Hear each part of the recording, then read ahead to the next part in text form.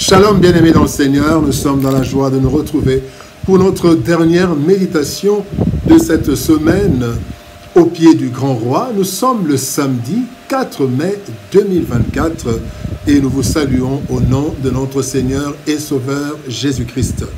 Pour notre dernière méditation de la semaine, nous allons lire un texte dans 2 Corinthiens, au chapitre 12, nous lirons le verset 9. 2 Corinthiens 12, 9, dans la version 8 secondes, nous dit ceci.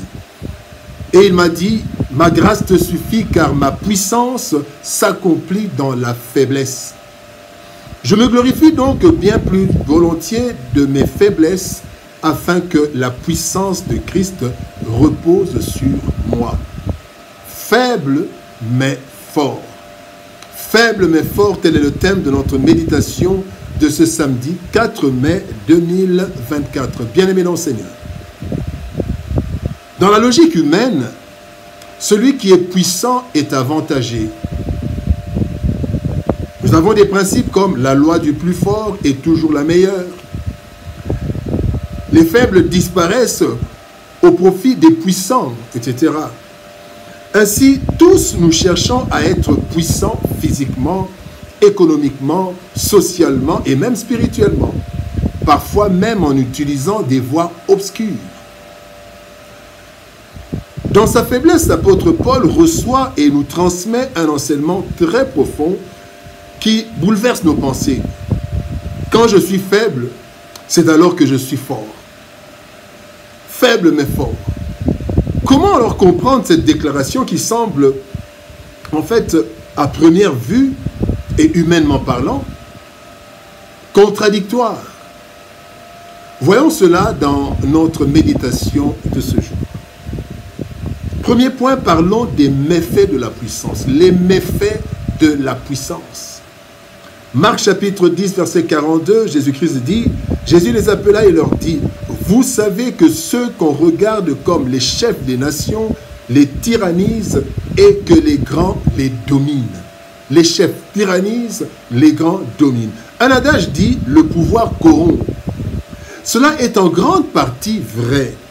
En effet, bien-aimé, celui qui a une parcelle de pouvoir, par sa puissance physique, spirituelle ou financière ou sociale, a tendance à devenir orgueilleux. Nous avons l'exemple de Nabucodonosor ou de Nabucodonosor dans Daniel chapitre 4 verset 30, quand vous lisez, il est orgueilleux, il parle avec orgueil. Celui qui est fort, qui est puissant, a tendance à se prendre pour supérieur à tout le monde. La même chose, le même Nabucodonosor, qui a obligé, qui se prenait pour le plus grand du monde. Celui qui a la puissance, celui qui est puissant, a tendance à ignorer même la toute-puissance de Dieu.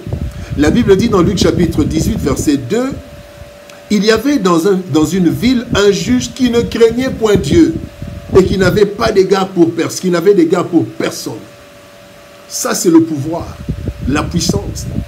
Et enfin, celui qui a le pouvoir, la puissance, a aussi tendance à écraser les autres. Dans Daniel chapitre 3, Nebuchadnezzar érige une statue que tout le monde devait adorer. Il écrase tout le monde. Alors une telle personne, une personne qui a le pouvoir, la puissance, devient sans le savoir vulnérable.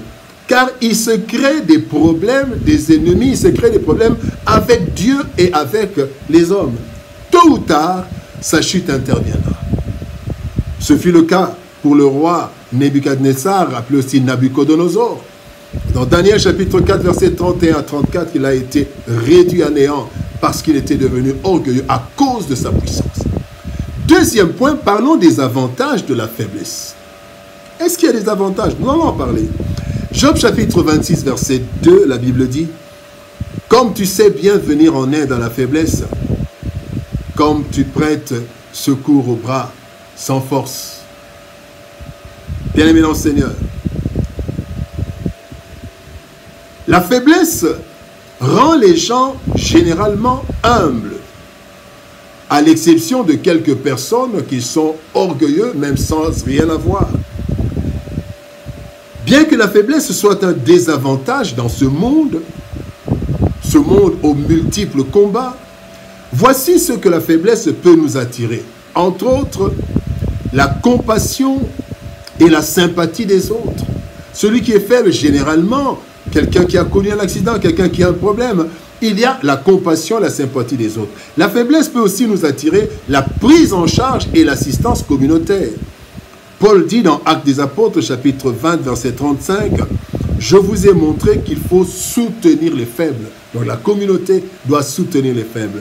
Mais aussi il y a l'intervention et la défense divine. Quand nous sommes faibles, il y a l'intervention et la défense divine. Job chapitre 5, verset 15 dit, « Ainsi Dieu protège le faible contre leurs menaces et le sauve de la main des puissants. » Bien-aimés dans le Seigneur, lorsque nous sommes conscients de notre faiblesse, nous pouvons facilement demander de l'assistance ou une aide quelconque, à moins qu'un orgueil inutile, qui est parfois confondu avec la dignité, nous enveloppe. Parfois on dit, non, c'est à cause de ma dignité, je ne peux pas me rabaisser, je ne peux pas demander de l'aide. Parfois c'est juste un orgueil, peut-être ignoré, mais inutile.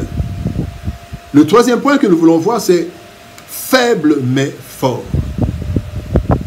2 Corinthiens chapitre 12, verset 10 nous dit, « C'est pourquoi je me plais dans les faiblesses, dans les outrages, dans les calamités, dans les persécutions, dans les détresses, pour Christ, car quand je suis faible, c'est alors que je suis fort. » En réalité, bien-aimés, nous sommes tous faibles. Tous faibles parce que nous sommes limités et le péché nous a réduit la capacité humaine. Nous pouvons être faibles dans certains domaines de la vie et forts dans d'autres. Mais aussi, nous pouvons en fait être forts aujourd'hui et faibles demain. Donc nous sommes tous à un certain niveau faibles. Alors lorsque nous le reconnaissons, c'est le début du processus de Dieu pour nous rendre forts. Ainsi, prenons 3 exemples.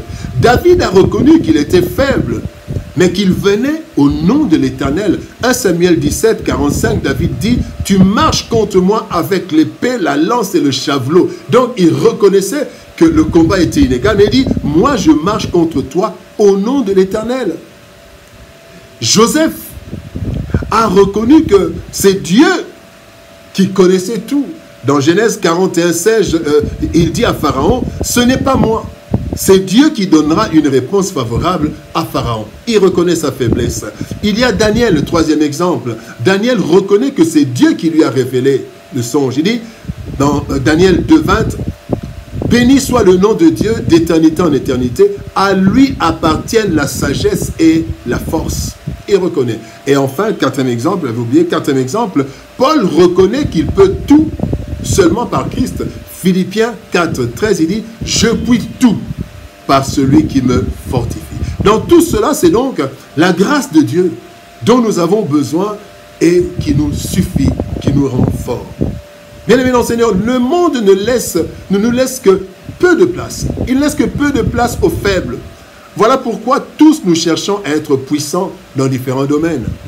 Cependant, la vraie puissance est celle accordée et contrôlée par Dieu. Pour bénéficier de cette puissance, il nous faut d'abord reconnaître notre faiblesse et le besoin d'être soutenus, accompagnés, parce que nous ne méritons rien de nous-mêmes et nous ne pouvons rien de nous-mêmes. Cet aveu de faiblesse et d'indignité devrait nous tourner vers le seul digne, celui qui a toutes les capacités sans mesure et sans fin, l'Éternel. Ce dernier honorera notre humilité à cause de sa grâce et il interviendra toujours en notre faveur pour combler nos incapacités. Ainsi, il nous rendra forts par sa grâce. Oui, sa grâce nous suffit et nous sommes faibles, mais en réalité, forts en Jésus-Christ. Prions. Éternel Père de gloire, merci pour ton amour et ta bonté. Merci parce que Seigneur, c'est toi qui nous rends forts. Nous sommes faibles, nous sommes limités. Le péché nous a réduits. Seigneur de gloire, mais quand nous tournons nos regards vers toi, quand nous nous confions à toi, Seigneur de gloire, dans nos faiblesses, toi tu manifestes ta puissance. Merci Seigneur de soutenir les faibles, de nous soutenir dans nos faiblesses. Et merci de nous aider à reconnaître que seuls nous ne pouvons rien et que toi tu peux tout. Que nous puissions nous retourner vers toi et non vers des dieux étrangers. Parce que c'est toi qui as toute la puissance et c'est toi qui nous rends forts quand nous sommes faibles. Au nom de Jésus-Christ, nous avons ainsi prié, Père. Amen. Bien-aimés dans le Seigneur, que Dieu nous bénisse. Shalom, au revoir. Et nous rendons déjà grâce à Dieu pour ce week-end. Nous nous retrouvons le lundi par la grâce de Dieu. Shalom, au revoir et bon week-end. À lundi.